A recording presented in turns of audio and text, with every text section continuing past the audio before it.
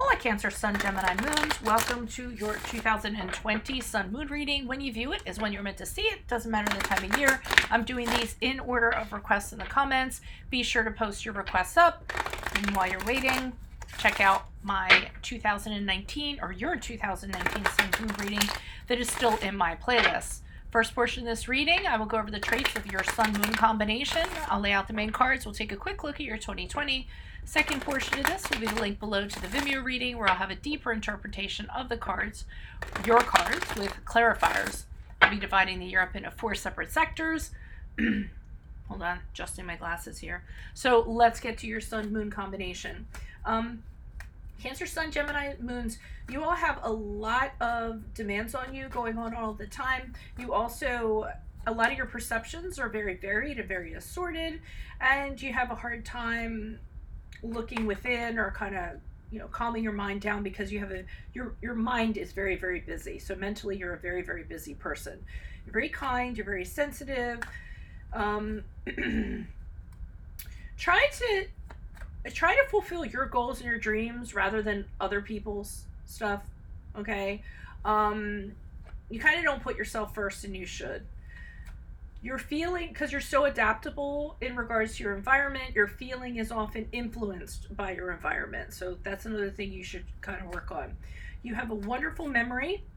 You're able to learn a lot very quickly. You're very funny, you're very smart, you're very sophisticated, you're very perceptive. What other qualities? Very curious, sensitive. You're restless at times, very impressionable, and that's what we talked about. Outside influences, try not to get impressed so much. Stop and think. I mean, I know that's hard for you guys to do, but I'm just saying, try to do it. So when it comes to your environment, it can affect you negatively or it can affect you in a positive way, however you kind of choose to decide to do that. You tend to take on emotional situations that you find yourself in, so again, absorption, as opposed to what the real situation is, the reality of the situation is, or what the truth is.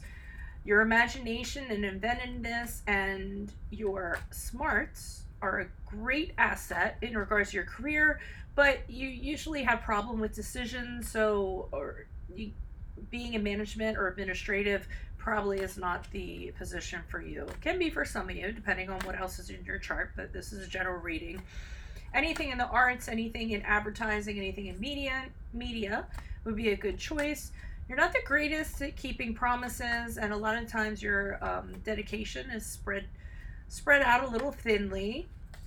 Having a strong partner, an assertive partner, is a bit of a challenge for you. You might lose yourself as a result. Remember your tendency to be all about somebody else rather than yourself. You need someone who loves freedom, someone who's open-minded, someone who's tolerant of other people, other viewpoints.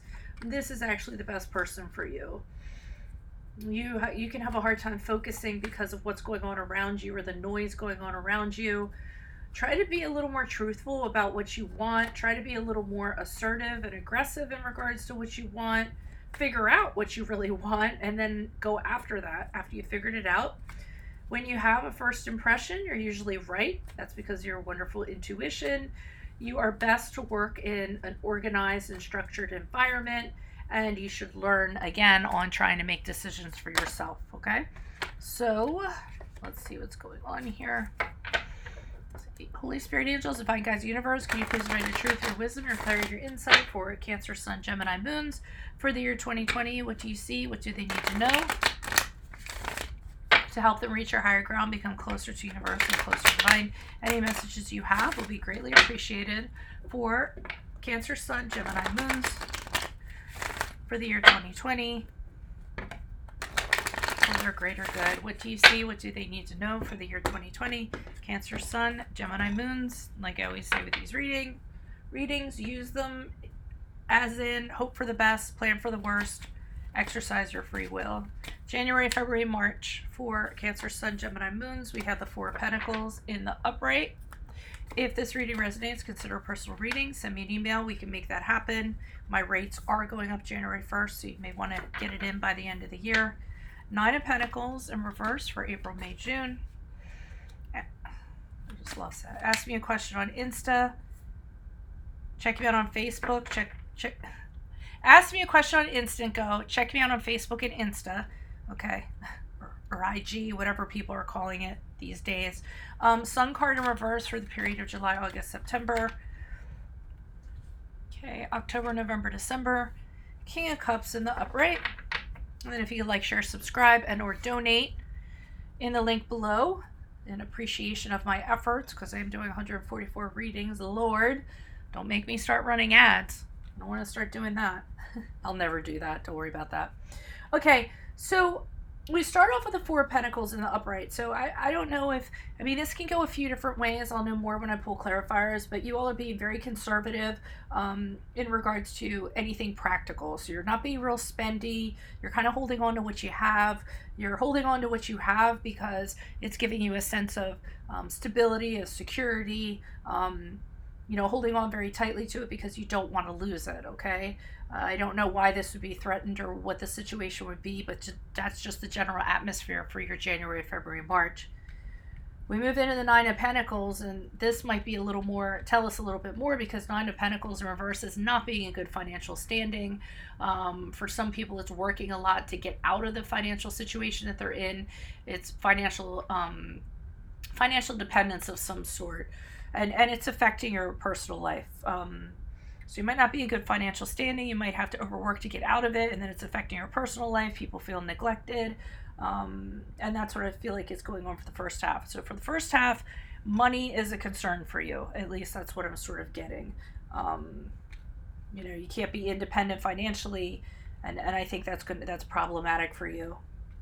And we have the Sun card here in the reverse for July, August, September. This indicates to me that this is wearing on you emotionally, or just in general, because you know things could be better. I mean, and the good thing about the Sun card is if this is what's going on for you all, it's a temporary influence. That's what I like about the Sun card. You know how a cloud passes in front of the sun and then it goes away and the sun comes back out? It's kind of like that. But during the period of July, August, September, you're getting a little depressed, a little bit sad, you know, you're kind of going through the day-to-day, you're having a hard time having fun, hard time finding positivity, staying positive. You have a tendency to be really pessimistic this period of time, and it's really kind of getting the best of you. But we end on the King of Cups here. Now, the King of Cups could be a person, it could be energy. It could be an energy that you're embodying where you're kind of, you know, balancing out your emotions. It could be somebody that's influencing you in that way. Whatever it is, I feel like it's emotional work that's going on here, whether it's somebody in your perimeter that's influencing that, or you deciding, listen, I have to get my crap together. I need to be in control of my emotions. I can't make emotional decisions. Being empathetic, not sympathetic, is a trait of the King of Cups. This is somebody who you could be meeting, like I said, who's really influential. It could be a mentor, a romantic partner, a friend, whoever it is. I mean, the King of Cups is one of my favorite court cards out of the 78 cards that there is. He really is like an ideal, upstanding person from an emotional aspect. Great mediator. He could be a little more responsible when it comes to money. That's one of his negatives that he has, or one of his flaws. But other than that, it looks like something good is going on here in January, February, March.